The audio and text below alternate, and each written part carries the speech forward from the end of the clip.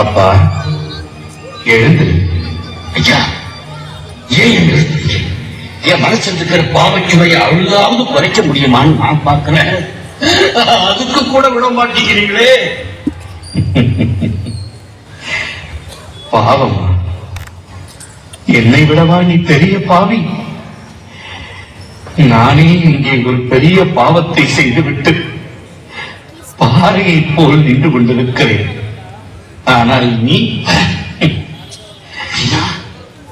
அப்படின்னா நீ ஒரு பரிசெய்யனா?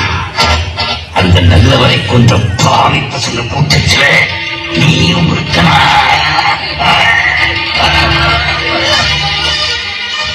ஆவேசம் வேண்டாம். அப்படி இருந்திருந்தால் கூட அதில் ஒரு சாத்தானின் நியாயம் இருந்திருக்கும். அவர்கள் அவரை வெறுத்தார்கள், கொன்றார்கள். ஆனால் என் விஷயம் அதைவிட மோசமானது. அப்படின்னா அந்த முத்தமரை எவனோ ஒரு சண்டாளம் கூட இருந்து முத்தம் கொடுத்து காட்சி கொடுத்தானாமே, அந்த படுபாவியானே? இல்லை அப்பா, இல்லை. அந்த துரோகியின் கதை இன்று பகலோடு முடித்து விட்டது.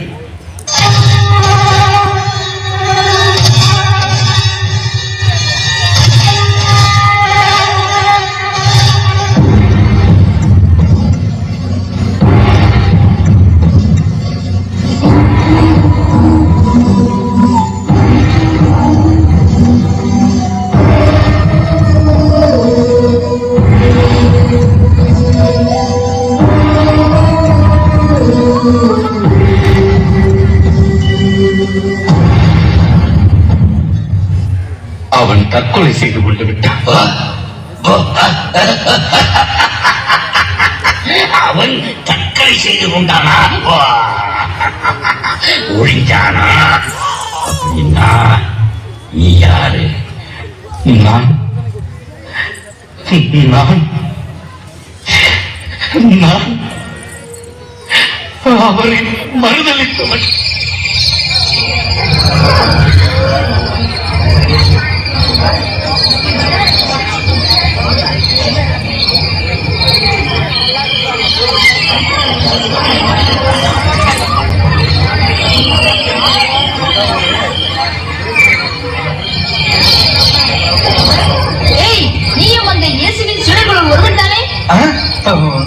நீ என்ன சொல்ற?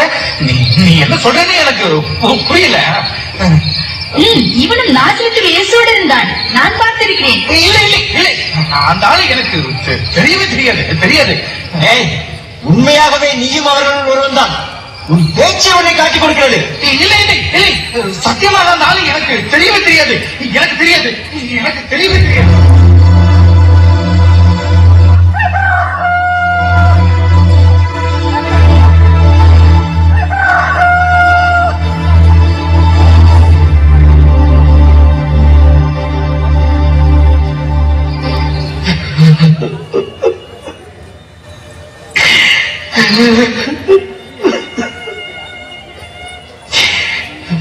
உயிருக்கு உயிராக அவரோடு ஒட்டி பழகி இருந்தும் ஆபத்து நேரத்தில் அவரை தெரியாதே என்று ஒரு முறை அல்ல, இருமுறை அல்ல, 3 முறை மறுத்த மனசாட்சியற்ற மாப்பாதகன்.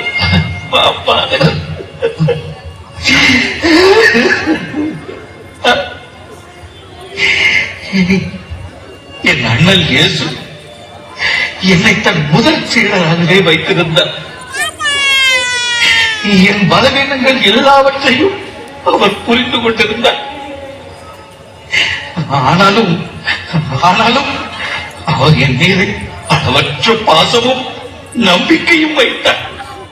அவரைத்தான் நான்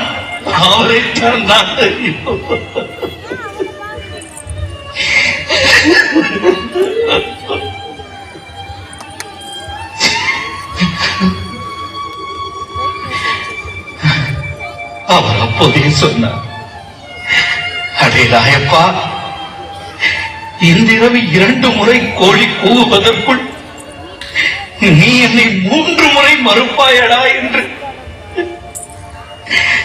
அவர் என்னை எனக்கு தெளிவாகத்தான் அடையாளம் காட்டினார். நான் தான் மூடன். அதை புரிந்து கொள்ளவில்லை.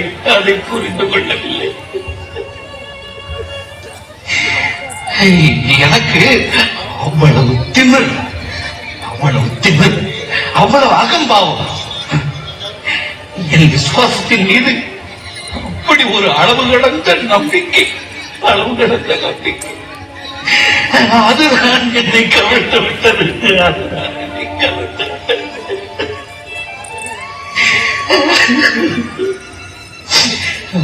மனிதன் இயல்பில் எவ்வளவு பலகீனமானவர்,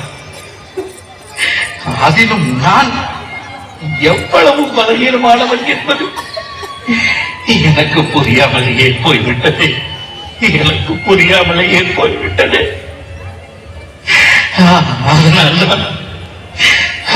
அதனால்தான் இங்கே வந்து உன்னிடம் புலம்பிக் கொண்டிருக்கிறேன்.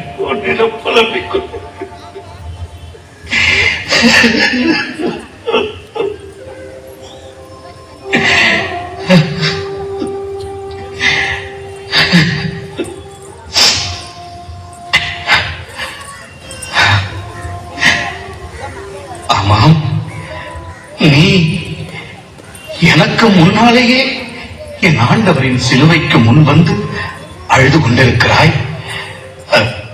நீ யார் என்று எனக்கு சொல்லவே இல்லையே. நீ யார்? நான் யார் என்று உங்களுக்கு தெரிவதற்கு நியாயமில்லை ஐயா. ஆனால் என்னோட பேரு உங்களுக்கு அநேகமா தெரியாம இருக்காது. ஏன்னா இந்த நாட்டுல எனக்கு அவ்வளவு நல்ல பேரு. என்ன பேருப்பா? கொள்ளைக்காரன், திருடன். ரொம்ப நல்ல பேர் இல்ல? நான் கேட்டது உன்னுடைய இயற்கையான பெயரை. உன்னுடைய தாய் தந்தையர் உனக்கு பெயர் வைத்திருப்பார்கள் அல்லவா? அதைத்தான் கேட்கிறேன். ஓ, அப்படி ஒண்ணு இருக்குல்ல. அந்த பேரு பரபாஸ். பரபாஸ் நீயா? என் ஆண்டவருக்கு பதிலாக ஆளுநர் பிலாத்துவால் விடுதலை செய்யப்பட்ட கொள்ளைக்காரன். ஆமிஷா, அந்த பாவி நான் தான். அந்த பரபாஸ் நானேதான்.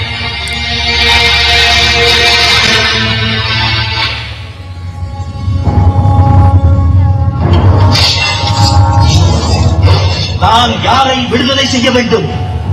கொலைகாரன் பரபாசையா, இல்லை மெசியா எனும் இயேசுவையா?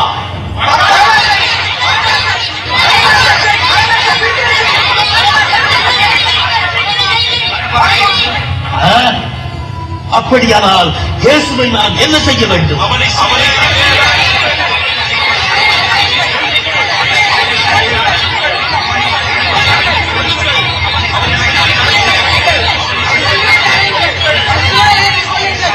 அப்படி என்றால் உங்கள் விருப்பப்படியே செய்து கொள்ளுங்கள். அவன் மரணத்திற்கு நீங்கள் தான் பொறுப்பு. எனக்கும் அதற்கும் சம்பந்தமில்லை.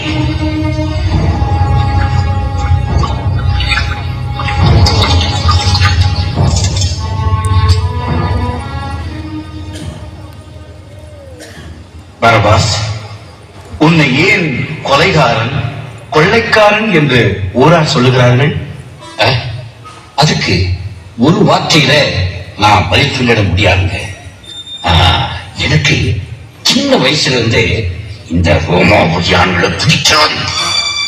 அவன் நம்ம நாட்டை அடிமையா வச்சிருக்கான்.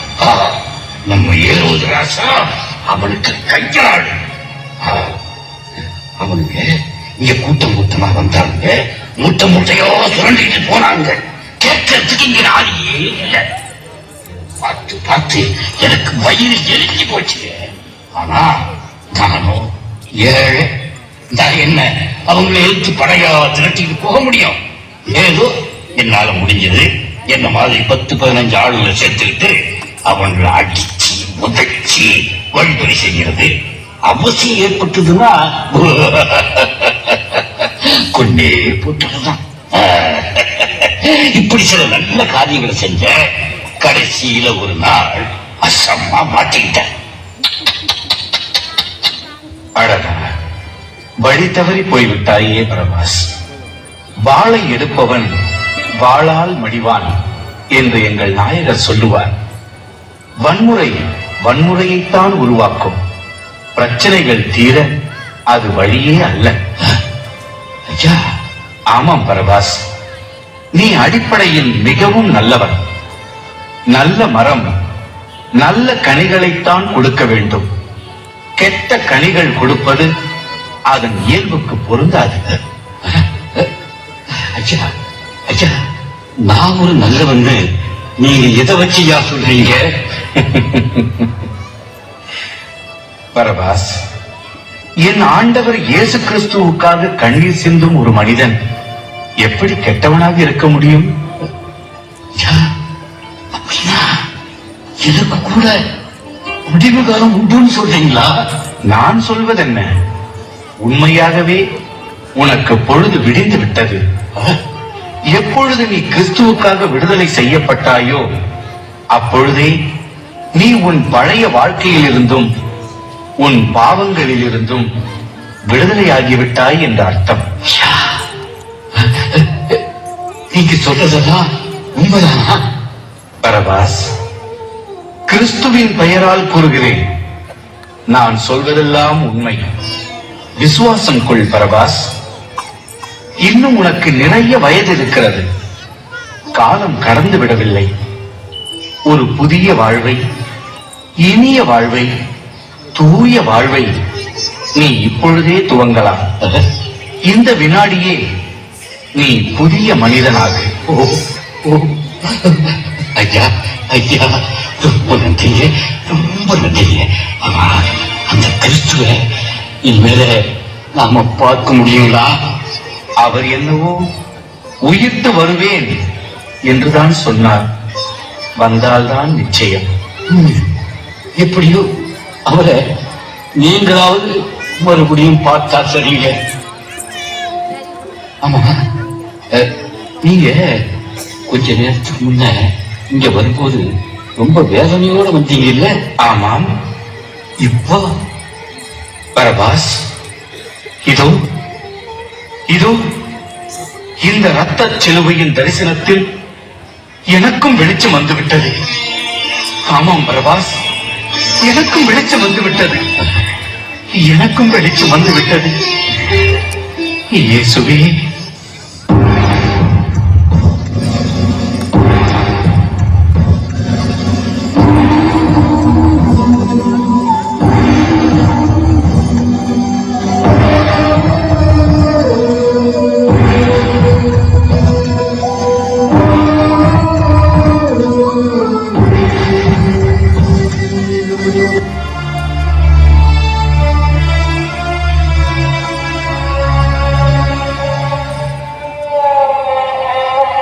அப்பா, அப்பா, அப்பா, என்னப்பா இது?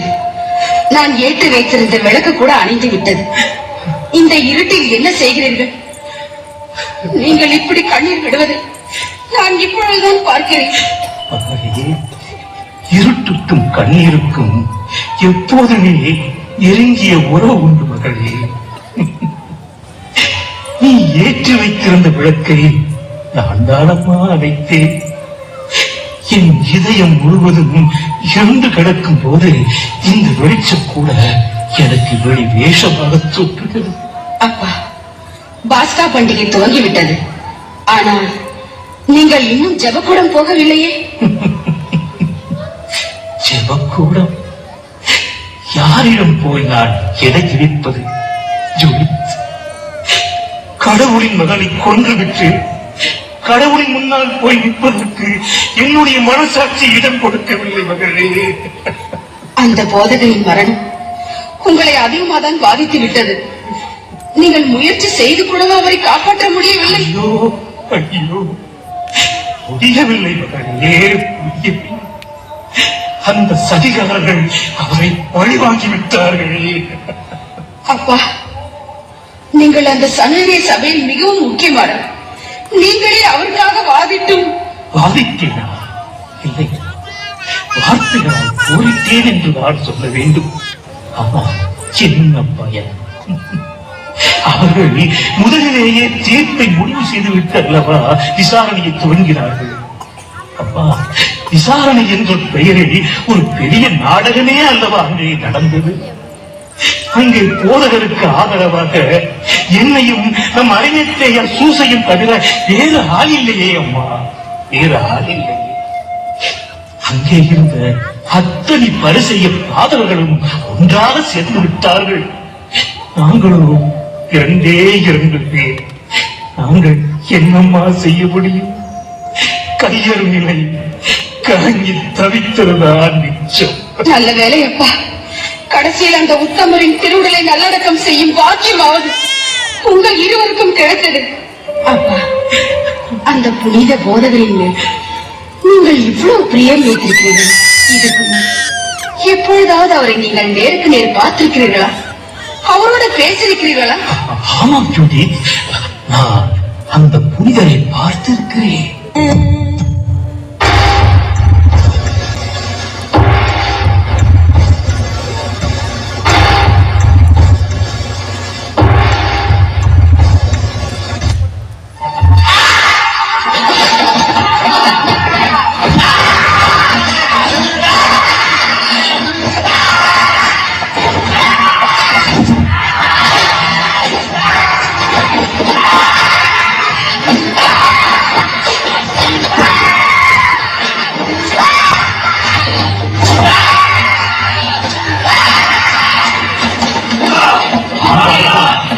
என் மகனை குணப்படுத்தும், என் மகனை குணப்படுத்தும். ஆண்டவரே, ஆண்டவரே,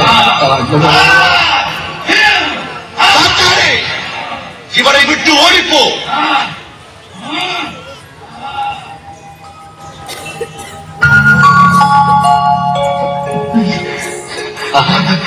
அப்பா, மகனே,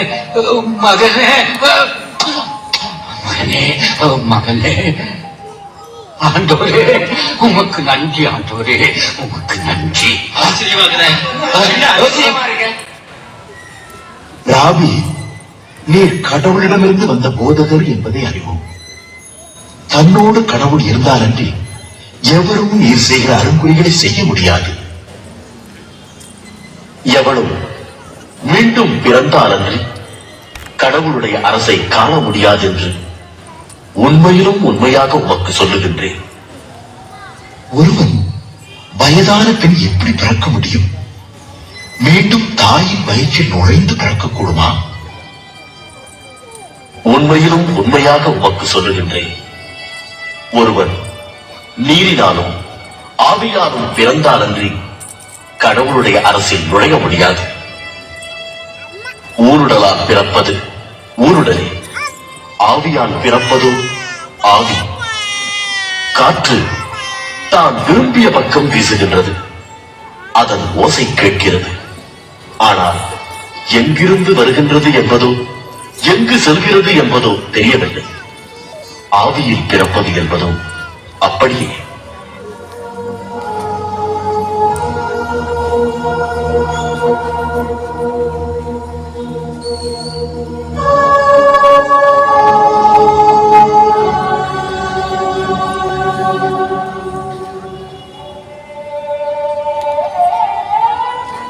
அப்பா, அவர் சொன்னதையெல்லாம் நீங்கள் நம்பினீர்களா? அவற்றை ஏற்றுக்கொண்டீர்களா? அவர் ஒரு அபூர்வமான மனிதர். அவர் சொல்வதை நம்பாமல் எப்படி இருக்க முடியும்? நிச்சயமாக நம்பினேன், ஏற்றுக்கொண்டேன். ஆனால் ஆனால் என்னப்பா? சொல்லுங்களப்பா. அவரை பின்பற்றத்தான் என்னால் இயலவில்லை மகளே. ஏனப்பா? பயம். இந்த பரிசேய கூட்டத்தினிடம் எனக்கு இருந்த பயம். இவர்கள் மத்தியில் எனக்குள்ள அந்தஸ்து, செல்வாக்கு, பதவி, இவற்றின் மீது நான் வைத்திருக்கும் பற்று, பாசம், இவையெல்லாம் சேர்ந்து என்னை செயலற்றவனாக்கி விட்டனவர்களே, செயலற்றவனாக்கி விட்டன. அப்பா, அருமைத்தைய மாமா. வணக்கம் மாமா, வாருங்கள். வாழ்த்துகிற மனநிலையில் நான் இப்போது இல்லை என்றாலும் உன்னை வாழ்த்துகிறேன் மருமகளே. என் நிலை மட்டும் இங்கே என்ன வாழ்வு? நானும் நிலை குலைந்துதான் போயிருக்கிறேன். சூசன், எனக்கு எங்கு பார்த்தாலும் ஒரே சிவப்பு நிறமாக தெரிகிறது. இந்த நாடு முழுவதும் அந்த புனிதரின் ரத்தம் பூசப்பட்டது போல் தோன்றுகிறது. இந்த நேரத்தில் வீட்டில் இருந்தால் எனக்கு பைத்தியமே பிடித்து விடும் போலிருந்தது. அதனால்தான் உங்களை தேடி ஓடோடி வந்தேன். நாட்டிலும் வீட்டிலும் மட்டுமல்ல, நம் ஒவ்வொருவருடைய கரங்களிலும் ரத்தக்கரை படிந்துவிட்டது. ஒரு பாவம் அறியாத அந்த கடவுளின் செம்மறியை கொன்ற பழியும் பாவமும் நம் மீதும் நம் தலைமுறைகள் மீதும் விழுந்து விட்டது. அதிலிருந்து நமக்கு விடுதலையே இல்லை. ஏன் இல்லை? இப்போதாவது இந்த பரிசேக பாவிகளை விட்டு நாம் விலகிவிடக் கூடாதா? அந்த இயேசு கிறிஸ்துவின் கூட்டத்தோடு நாமும் சேர்ந்து விடக் கூடாதா? இனியும் இந்த கொலைகார கும்பலோடுதான் நாமும் இருக்க வேண்டுமா? இந்த வினாக்கள் எனக்குள்ளும் எழுந்தன. நானும் யோசித்து பார்த்தேன். ஆனால் அது அவ்வளவு சுலபமல்ல. நாம் தான் பிறப்பிலேயே ஒரு நச்சு வட்டத்திற்குள் அகப்பட்டுக் கொண்டு விட்டோமே. படம், பதவி, செல்வாக்கு என்ற பொன் விலங்குகளை கூட்டிக் கொண்டு அதை சுற்றி சுற்றி ஒரு வகை போதையோடு நாம் ஓடிக்கொண்டிருக்கிறோமே. நம்மால் சுயமாக சிந்திக்க முடியாது, சுதந்திரமாக இயங்க முடியாது. அப்படி சிந்திக்கவும் இயங்கவும் நாம் துவங்கினால் நம்முடைய மத, இன, சமுதாய அடிப்படைகள் இடிந்து தகர்ந்து தரைமட்டமாகிறது. ஒரு வகையில் நீங்கள் சொல்வதும் உண்மைதான். மண்வெட்டி பிழைக்கவோ உடம்பில் தெம்பில்லை, பிச்சை எடுக்கவோ வெட்கமா இருக்கிறது என்றானே ஒருவன். அந்த நிலையில் தான் இன்று நாமும் இருக்கிறோம். நம் காலம் கடந்து விட்டது. உண்மைக்காக எதையும் இழக்கவோ எவரையும் எதிர்க்கவோ இப்போது நமக்கு சக்தி இல்லை என்பதை நாம் ஒப்புக்கொள்ளத்தான் வேண்டும்.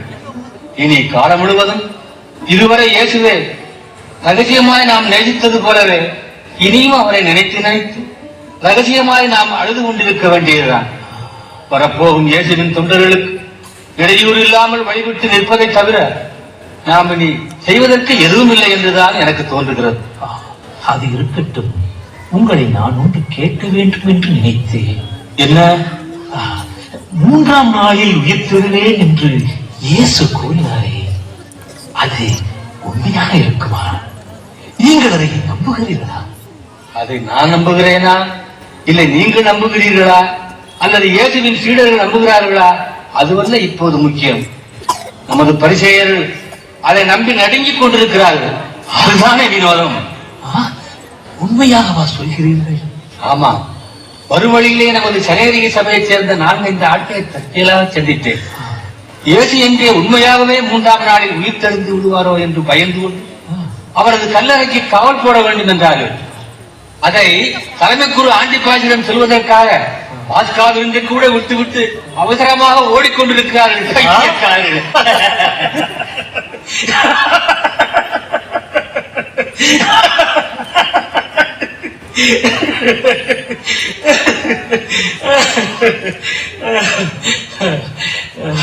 அரிமத்தேயா சூசை, இந்த வேதனையான நேரத்திலும் இது உண்மையிலேயே வேடிக்கையான செய்திதான். கிறிஸ்து நாதரே, உமது பெருமையே பெருமை.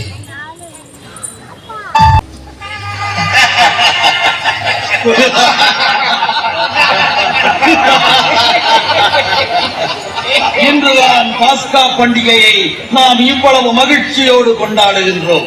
இது போன்ற ஆனந்தத்தை இதுவரை நாம் அடைந்ததே இல்லை. இல்லையா மாமா? ஆமாம் கைப்பாஸ், நீ எதை உணர்த்த வருகிறாய் என்பது எனக்கு புரிகிறது.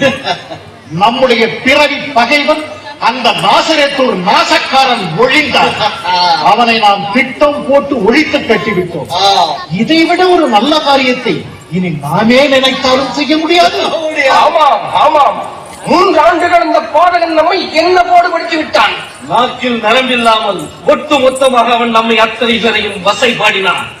நம்மை விரியன் பாம்பு குட்டிகள் என்றான், வெள்ளையடிக்கப்பட்ட கல்லறைகள் என்றான், கொசுவை வடிகட்டி விட்டு ஒட்டகத்தை விடுக்கும் முட்டாள்கள், குருட்டு வழிகாட்டிகள் என்றெல்லாம் விமர்சனம் செய்தான். பரிசெயர் என்ற சொல்லுக்கு வெளிவேடக்காரர்கள், போலிகள் என்ற விபரீத அர்த்தங்களை அவன் அகராதியில் ஏற்றிவிட்டான். அவனை சிலுவையில் அறைந்து கொல்லாமல் வேறென்ன செய்வது?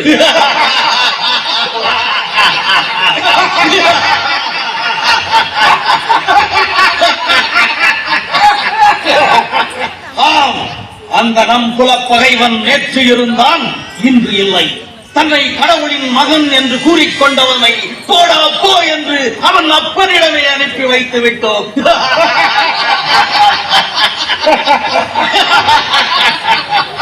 உண்மையிலேயே இன்று நமக்கு ஆனந்த திருநாள்தான். ஆனால் நம் ஆவியாவுக்கு மட்டும் அப்படி இல்லை போல் இருக்கிறதே. ஆவியா, இந்த இன்ப வேளையில் நீங்கள் மட்டும் ஏன் முகவாட்டத்துடன் இருக்கின்றீர்கள்? மன்னிக்க வேண்டும் கைவாஸ், உங்கள் மகிழ்ச்சியில் பங்கு கொள்ளும் மனநிலையில் நான் இல்லை. அதுதான் ஏன் என்று கேட்கிறேன். கூறினால் வருந்துவீர்கள். பரவாயில்லை, கூறுங்கள். நீங்களும் எங்களில் ஒருவர் தானே. அதை நினைத்துத்தான் நான் இப்போது வேதனையும் வெட்கமும் பட்டுக் கொண்டிருக்கிறேன். என்ன கைவாஸ், நான் சொல்கிறேன் என்று கோபிக்காதீர்கள். உங்களுடைய குதூகலமும் கொண்டாட்டமும் வணக்கத்திற்குரிய குருமார்களின் குதூகலமாகவோ கொண்டாட்டமாகவோ எனக்கு தோன்றவில்லை. இருதயமற்ற ஒரு கொலைகார கும்பலின் வெறியாட்டமாகவே அது எனக்கு தோன்றுகிறது. ஆவியா, நீங்கள் என்ன சொல்கிறீர்கள்? கைவாஸ், கைவாஸ் என்ற உங்கள் பெயருக்கு அறிமுகமற்றவர் என்று ஒரு அர்த்தம் உண்டு. நீங்கள் அப்படியே எவருக்கும் அறிமுகமே இல்லாத ஒரு அனாமதயமாகவே இருந்தால் கூட எவ்வளவு நன்றாக இருந்திருக்கும். ஆனால் சரித்திரத்திற்கு நீங்கள் இப்படி விகாரமான முறையில் அறிமுகமாக இருக்க வேண்டாம். உங்களையும் உங்களது கூட்டத்தையும் வரலாறு ஒருபோதும் மன்னிக்காது. நாங்கள் செய்த குற்றம் சாதாரண குற்றமா செய்திருக்கிறீர்கள்? பட்ட பகலில் ஒரு படுகொலை அல்லவா செய்திருக்கிறீர்கள்? ஒரு உத்தம புருஷன் ரத்தத்தில் அல்லவா குளித்திருக்கிறீர்கள்? நாம் வேண்டுமென்றேதான் அப்படி செய்தோம். ஒருவனுக்காக பலர் அழிவதை விட பலருக்காக ஒருவன் அழிவதே மேல் என்று நான் முன்பே சொல்லியிருக்கிறேன். யாருக்காக யார் அழிவது என்பதை தீர்மானிக்க நீங்கள் யார், நான் யார்? நாம் என்ன எல்லாம் அல்ல ஆண்டவரா, அந்த யெகோவாவா? நான் தலைமை குரு. நாம் எல்லோருமே மகிமை வாய்ந்த குருத்துவம் வாய்ந்தவர்கள், புனிதமான பரிசேயர்கள். அதோடு ஏன் நிறுத்திவிட்டீர்கள்? இன்னும் வேத வித்தகர்கள், சட்ட வல்லுநர்கள் அடுக்கிக் கொண்டே செல்லலாமே. ஆவியா, நீங்கள் எல்லையை மீறுகின்றீர்கள். இந்த பாஸ்கா பண்டிகையின் மகிழ்ச்சியையே நீங்கள் கெடுத்து விட்டீர்கள். மன்னிக்கவும், அதை கெடுத்தது நான் அல்ல. வாருங்கள். இந்த அகால வேளையில் என்ன இப்படி அலங்கோலமாக ஓடி வருகிறீர்கள்? உங்களுக்கெல்லாம் பண்டிகை இல்லையா? பண்டிகையாவது பலகாரமாவது நாங்கள் மதுரை போய் வந்திருக்கிறோம். காரணம், கல்லறையில் அடக்கம் செய்யப்பட்ட அந்த நசரேயன் இயேசு அவன் சொன்னது போலவே 3ஆம் நாளில் உயிர் தெழுந்து விட்டார்.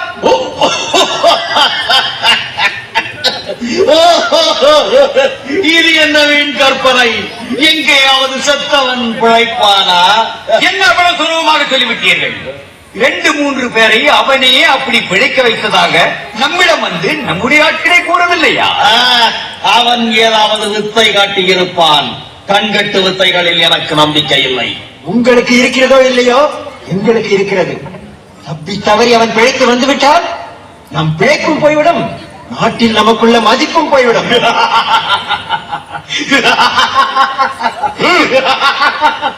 ஏன் சிரிக்கிறீர்? எங்களை கேலி செய்கிறீரா? நான் உங்களை கேலி செய்ய சிரிக்கவில்லை. பரிசேயர்களாகிய நம்முடைய பொது சுபாவங்களை எண்ணித்தான் சிரிக்கிறேன். நாம் எதை நம்புகிறோமோ அதை சொல்வதில்லை, எதை சொல்லுகிறோமோ அதை நம்புவதில்லை. இதுதான் நம்மிடத்தில் உள்ள தகராறு. நிறுத்தும். உங்களுடைய சுய விமர்சனத்தை ரசிக்க எங்களுக்கு நேரமில்லை. தலைமை குருவே, தாங்கள் தான் இதற்கு வழி காண வேண்டும். என்னை என்ன செய்ய சொல்கிறீர்கள்? எனக்கு ஒரு வழியும் தோன்றவில்லை. எனக்கு ஒரு யோசனை தோன்றுகிறது. என்ன சொல்லு? பிலாத்துவை சந்திப்போமே. சந்தித்து அந்த நசரேயனின் கல்லறைக்கு பலத்த காவல் போட சொல்லுவோம். போட்டு தப்பித்தவரை அவன் உயிர்த்தெழுந்து விட்டால் அந்த காவலர்களை விட்டே மறுபடியும் அவனை அங்கேயே அடித்து கொன்று குடிவெட்டி மூடி விடுவோம். திட்டம் என்னவோ சரியானதுதான். ஆனால் இதை அப்படியே பிலாத்துவிடம் கூறினால் அவன் நம்மை எல்லாம் பித்தர்கள் என்றுதான் நினைப்பான். அதற்கு ஒப்புக்கொள்ளவும் மாட்டான்.